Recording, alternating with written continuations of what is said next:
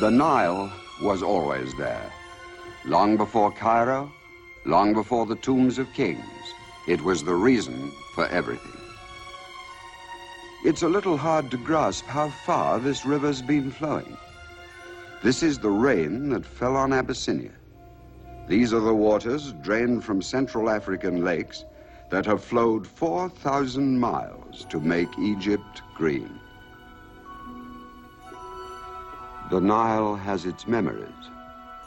The story of Khartoum is a recent one, less than a century old. That's yesterday in this part of the world.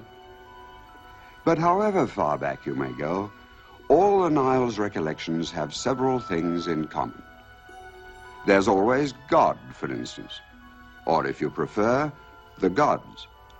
It seems to have been quite impossible to live beside this river and not to have visions of eternity.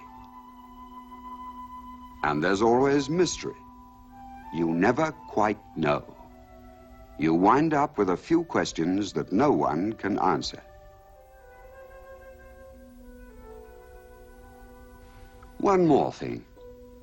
Why is it that everything was always so big, outsized, larger than life? Vanity? Perhaps. Or visions? Vanity was always mixed up with vision, and that's part of this story too. But it's the Nile that remains the original fact. The Nile, and of course, the desert. Move up the Nile, leave Egypt behind and the Greenland, enter the Sudan, 1 million square miles of desert and scrub. It was here, out of the vast, hot African nowhere, that a man of the Nile, a man of vision and mystery and vanity, rose up in the 1880s to challenge first Egypt and then the world. He called himself the Mahdy, the expected one. And he gathered about him his desert tribesmen, and he cried out for holy war. Egypt hired an army of 10,000 men and a professional English soldier to command them, and sent them 1,600 miles up the Nile to Khartoum and on into the desert to destroy this man, the Mahdi. Our history might have taken a quite different turning had Colonel William Hicks not forgotten, if he ever knew, the Sudan's great fact, its immensity. The Mahdi led him on and on and on.